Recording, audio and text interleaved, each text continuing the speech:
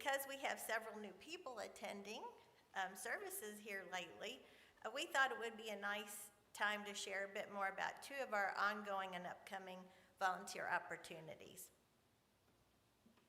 Then after that, I will hand it over to David for the call of worship. We have some slides. So two that we are ongoing are Loaves and Fishes. We help prepare and serve hot meals 3 or 4 times a year to those in our community that may not on that Saturday have any other chance for a meal. And I'll give you a little more about that in just a second. And then SOS is a non-for-profit organization that works to improve healthcare access for those in need, both locally and around the world. We as volunteers help sort and count surplus medical supplies so that they can be shipped out to places in need. Next slide. Thank you. We impact our community by volunteering our time with just these two organizations for a total last year of 225 hours, and it's sort of broken down, but just the different things we do, like Loaves and Fishes, the other day, several of us got together and made pizzas, and then Lee goes and shops and makes the green beans and all kinds of things, so it takes some time. And I'm going to tell you a little bit more about those. Next slide, please. The top part got cut off, but that's okay. We'll be serving at Loaves and Fish. It's okay, it was my fault.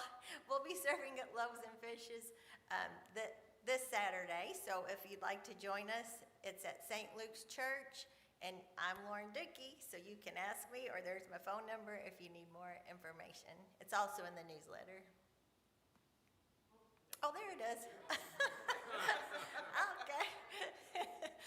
And then SOS, so they take, rather than taking these surplus medical supplies, so like if you go to the doctor or the hospital and they open that big packet up of all the things the doctor might need to use for you, they may only use a portion of that, and the rest used to just go in the garbage.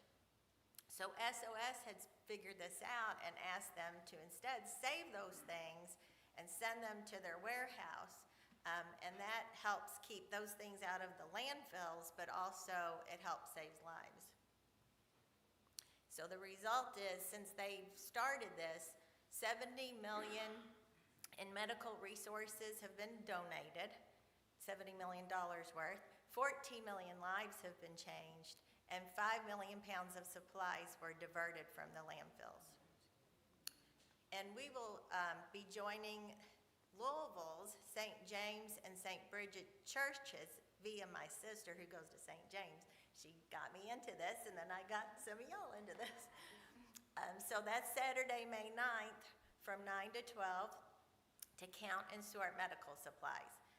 And if you're a first-time volunteer, which I hope some of you will be, you'll get a nice tour of the whole place, and they'll give you a lot of the history of it and how impactful they are. And if you can't stand for long periods, they do have sitting stations. I do ask that you sign up on the connection card or let me know so that we know to let them know how many to expect, because they sort of like to get set up ahead of time. Go back, please. Thank you. Let's see. And there's donuts. And also, we carpool from here, or caravan, at 8:40. So if you want to stop in here at our parking lot, then if you're worried about going across the river and all, come on here and we'll go together. Okay. What to expect when you volunteer is just, they do have cats in the warehouse, so if you're really allergic, that might be an issue, but they're mostly behind the scenes and don't get real close to you, so, but that is something maybe you should know. Let's see, I told you about the seating.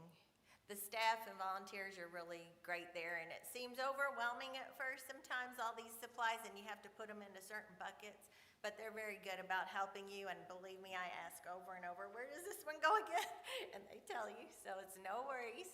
And let's see, try to let us know by May 3rd so that I can let St. James know, and then they can talk to SOS about how many to expect.